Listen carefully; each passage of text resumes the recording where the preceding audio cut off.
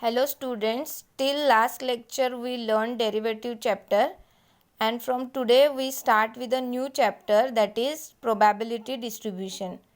We have already studied random experiments and sample spaces corresponding to the random experiments. For example, suppose we consider the experiment of tossing two fair coins, then the sample space corresponding to this experiment contains four elements, namely HH, HT, TH, TT. And you very well know that H stands for head and T stands for tail. Means when we toss two coins, we get four possibilities. Either both head, one tail, or same one tail, one head, or both the tails. Now definition of random variable. A random variable is a real valued function defined on the sample space of the random experiment. Now we will see few more examples. Suppose three coins are tossed, then sample space will be HHH, HHT, HTH, THH, TTT, TTH, THT and HTT. Now here we get 8 elements in the sample space. Now how to find this? See, when we toss two coins, then we apply the formula 2 raised to number of tosses, that is 2 raised to 2, so we get 4. Here 2 raised to 3, that is equal to 8. Now suppose a cubic die is thrown, then the sample space S will be 1, 2, 3, 4, 5, 6 because only one cubic die is thrown. But suppose two cubic dice are thrown, then sample space S will be 1, 1, 1, 2, 1, 3, 1, 4, 1, 5, 1, 6. Similarly 2, 1, 2, 2 up to 6, 6. That means total we will get 36 possibilities. Now suppose we consider one more example, that a coin and a cubic die is thrown. One coin and one cubic die. Then sample space will be H1, H2, H3, H4, H5, H6, T1, T2, T3, T4, T5, T6. Now we will see the types of random variables.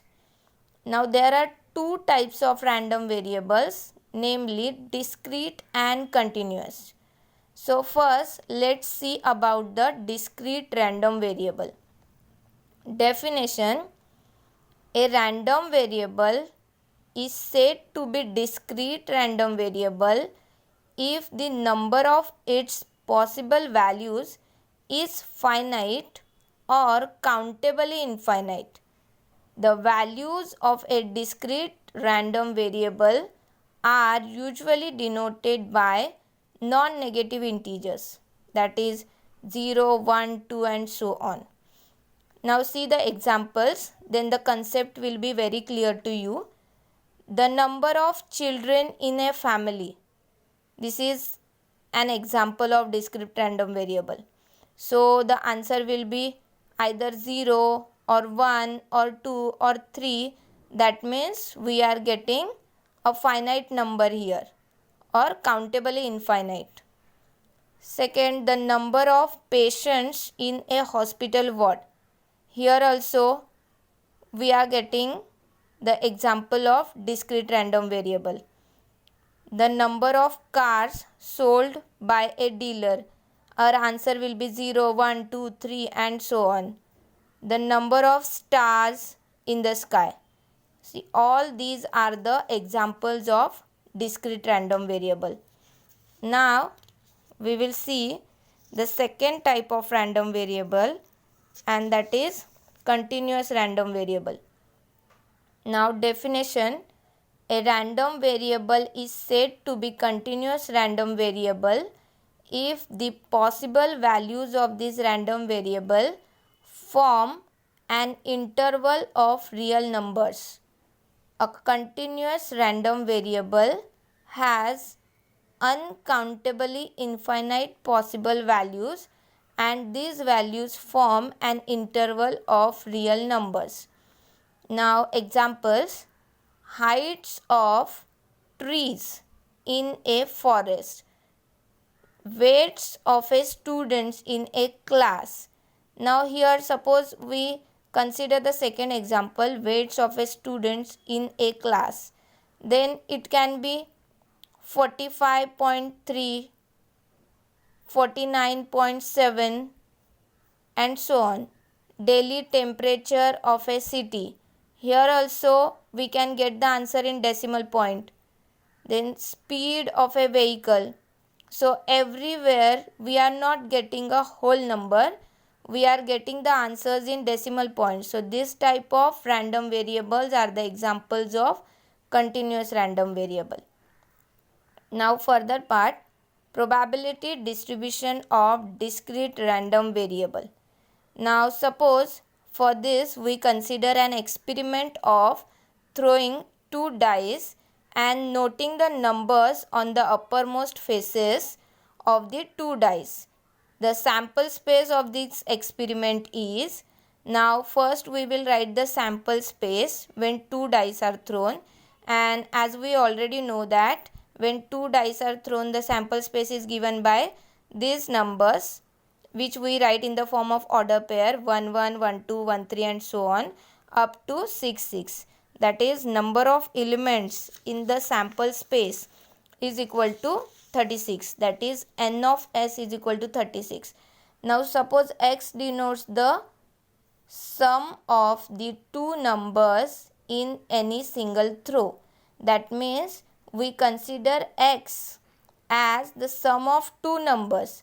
So now if we check our sample space, then here in sample space the minimum addition of two numbers is 2, 1 plus 1 2, and the maximum addition of two numbers is 12.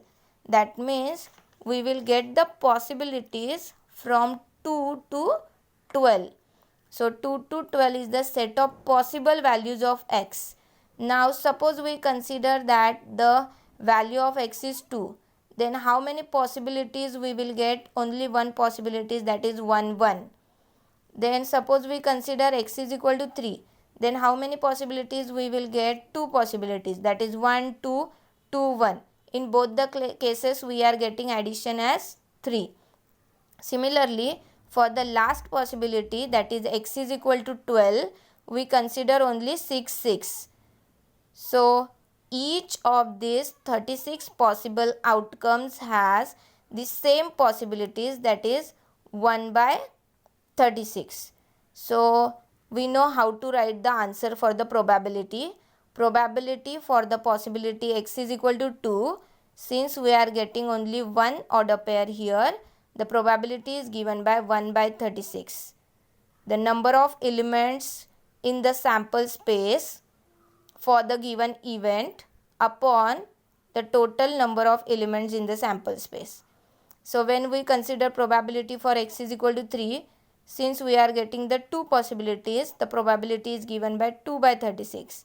Similarly, when we consider probability for x is equal to 4, we are getting three possibilities, so probability is given by 3 by 36. So we will write all these probabilities in the form of table. So the following table shows the probabilities of all possible values of x. So x is the possible value and px denotes the probability. So when x is equal to 2, answer is 1 by 36. When x is equal to 3, probability is 2 by 36. And so on. When x is equal to 12, probability is 1 by 36. So here such a description giving the values of the random variable x along with the corresponding probabilities is called the probability distribution of the random variable x. Thank you, students.